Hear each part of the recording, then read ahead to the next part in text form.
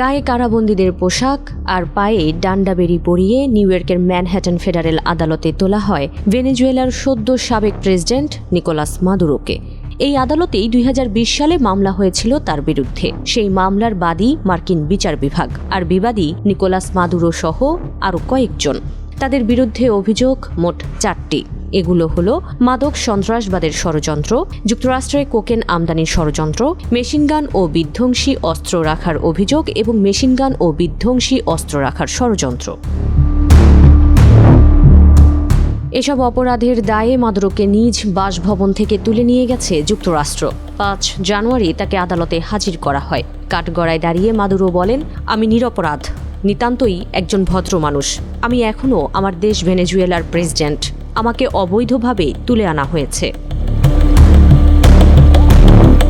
প্রথম দিনেই শুনানি শেষে আগামী 17 মার্চ পরবর্তী শুনানির তারিখ রেখেছেন আদালত। ধরে নেওয়া যায় এই কদিন তিনি নিউ ইয়র্কে ব্রুকলিনের সেই কুখ্যাত মেট্রোপলিটন ডিটেনশন সেন্টারেই থাকবেন।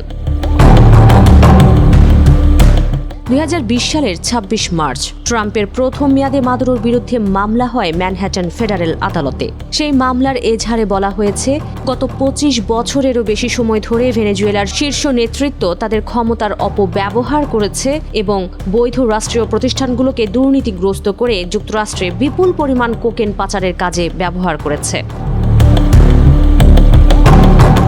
অভিযোগপত্রে মাদুরোকে ওই দুর্নীতির মূল নেতৃত্বে থাকা ব্যক্তি হিসেবে চিহ্নিত করা হয়েছে। এতে বলা হয়, তিনি যুক্তরাষ্ট্রে হাজার হাজার টন কোকেন পাঠানোর লক্ষ্য নিয়েছিলেন। নথিতে আরও অভিযোগ করা হয়েছে, মাদুরো মাদক পাচারকারীদের ভেনেজুয়েলার কূটনৈতিক পাসপোর্ট দিয়েছেন এবং মেক্সিকো থেকে ভেনেজুয়েলায় মাদক বিক্রির টাকা ফেরত আনার কাজে ব্যবহৃত বিমানের জন্য কূটনৈতিক সুরক্ষা নিশ্চিত করতে সহায়তা করেছেন। আল জাজিরার প্রতিবেদন বলছে, মাদুরোর বিরুদ্ধে আনা মূল অভিযোগ হল মাদক, সন্ত্রাসবাদ এবং কোকেন আমদানির ষড়যন্ত্র।